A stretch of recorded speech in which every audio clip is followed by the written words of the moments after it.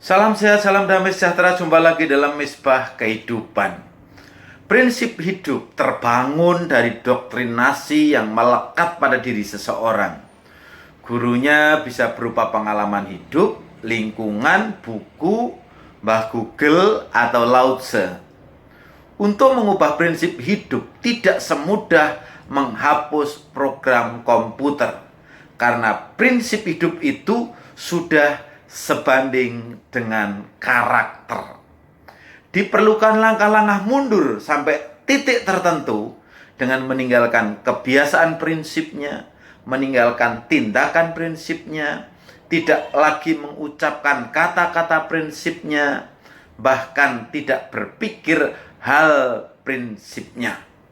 Dari sini seseorang bisa memulai sesuatu yang baru. Salah satu bagian firman Tuhan yang terbaik adalah tentang hutang piutang. Ada 3 hal Alkitab berkata tentang hutang piutang.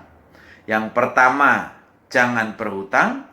Yang kedua, jangan menolak orang yang mau berhutang. Yang ketiga, jangan menjadi penanggung hutang.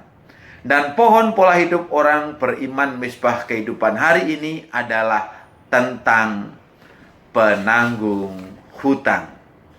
Rasul Paulus dalam surat Roma 13 ayat 8 menasihati, janganlah kamu berhutang apa-apa kepada siapapun juga, tetapi hendaklah kamu saling mengasihi, sebab barang siapa mengasihi sesamanya manusia, ia sudah memenuhi hukum Taurat. Ayat ini paling cepat menimbulkan reaksi pada orang. Beberapa alasannya ialah karena sudah terlanjur terlibat hutang, karena tidak suka berhutang tetapi karena tuntutan, karena alasan bisnis. Tetapi ada contoh orang-orang percaya yang mulai mengubah bisnisnya dengan prinsip tanpa utang. Karena hobi berhutang. Model orang macam ini berprinsip kalau nggak punya hutang, kerja tidak semangat. Di mana posisi saudara dan saya hari ini? Jangan marah dulu. Siapa tahu kita sedang di area yang sama. Sebenarnya bukan masalah hutang piutangnya. Karena pada sisi lain Alkitab juga menulis tentang hutang piutang. Misalnya di Matius 5 ayat 42, berilah kepada orang yang meminta kepadamu, dan janganlah menolak orang yang mau meminjam daripadamu. Tetapi dampak dari tidak tepat waktu terhadap kewajibannya, sehingga itu akan memicu perselisihan dan pertikaian. Dan tidak sedikit yang berakhir di pengadilan niaga, bahkan pidana. Jika sudah bertikai, maka kasih terhadap sesama sudah mulai terganggu.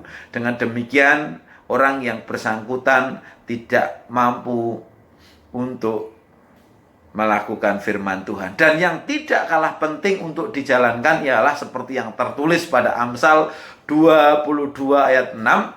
Janganlah engkau termasuk orang yang membuat persetujuan dan yang menjadi penanggung hutang. Satu keluarga yang terdiri dari suami, istri, dan anaknya datang dari luar kota. Kepala keluarganya berkata, saya punya hutang dan usaha sedang menurun drastis.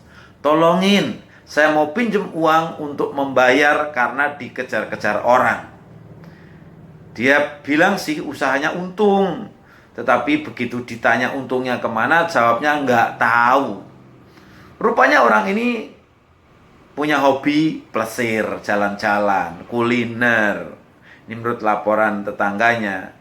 Renov rumah dan belanja mebel mewah pakai modal pinjaman, bukan pakai keuntungan usaha. Harusnya pakai keuntungan usaha. Ketika tahu maksudnya gagal, dia mulai memojokkan saya. Dia bilang, kamu kan hambanya Allah. Begini saja, kamu pinjam saja uang pada umat, nanti saya akan angsur tiap bulan sambil saya akan bekerja di sini. What? Berapa sih utang kamu? Dia bilang, cuma 450 juta saja. Alamak. Saya ajak dia ikut pelayanan. Waktu pulang, saya dikasih amplop. Ternyata isinya berkat kasih.